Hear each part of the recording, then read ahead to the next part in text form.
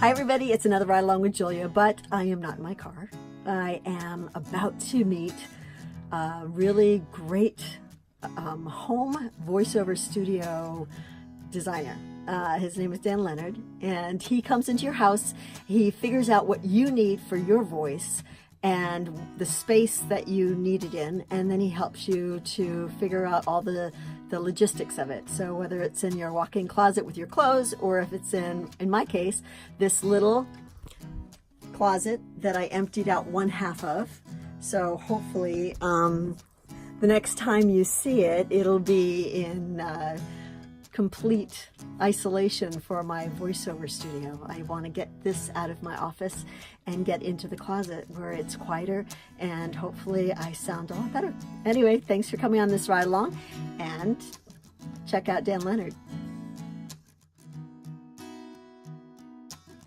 So today I have the most amazing sound person in my home, as you can tell.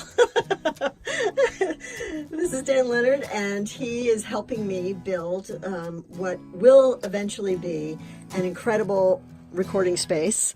So real quick, it's empty at the moment, but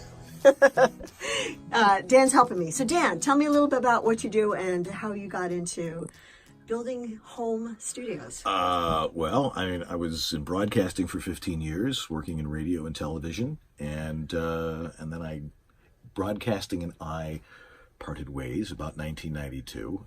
Sold insurance for a while, went back, got my teaching degree, taught for a couple of years, finished up my master's degree in history and creative studies at Buffalo State College, and then I found myself at home being a stay-at-home dad, and my final master's project was a documentary on a local jazz musician who turned out to be the guy who invented bebop. He just happened to live in Buffalo, and so, but by recording the interviews with that, I'm like, well, wait a second, shouldn't I be able to record voiceover, like do the kind of stuff that I always did as a production director in radio?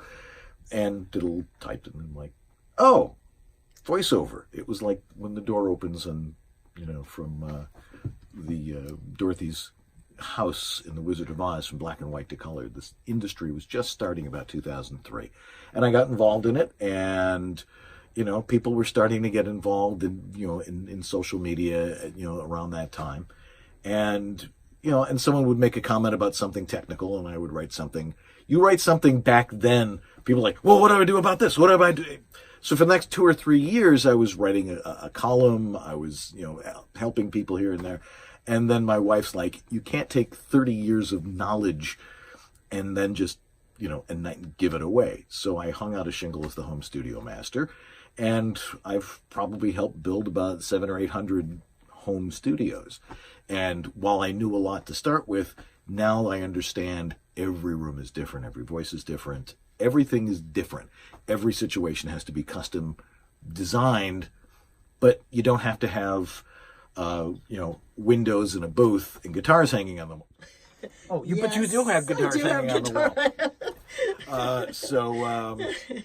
But that's, and what I do is I go in and I sniff around and we find the right space to record in your home, no matter where it is. Most of the time it's a closet full of clothes. And I know a lot of people making a lot of money next to their underwear and finery, and their shoes and socks. So what I do is I help people by really trying to get the right situation for them and understand the basics of recording properly. Because the idea is not to sound great, it's to sound like you. And not to enhance your voice at all. It's to record you as you exist. And that takes a little bit of skill and the ability to hear and not trying to say, I like a lot of bass on my voice. Well, you don't hire you. So let's work and try and get it to where it sounds the way it's supposed to sound, which is my acronym WHISTLE, what it's supposed to sound like. Love it. Thank you so much. I'm so looking forward to this whole process. As you can tell, I'm in a closet with no soundproofing, so thank you. It'll sound so much better when we're done. And to be continued. Absolutely. So wasn't it fun to meet Dan and how he got to be where he is and what he does? for he's also an actor and a major voiceover person. But it's going to be so exciting. So this is just part one, obviously. And after the holidays, happy holidays, everybody, by the way. After the holidays, I'm going to jump into this closet and start working with him to make it the best that it can be as a sound studio for me.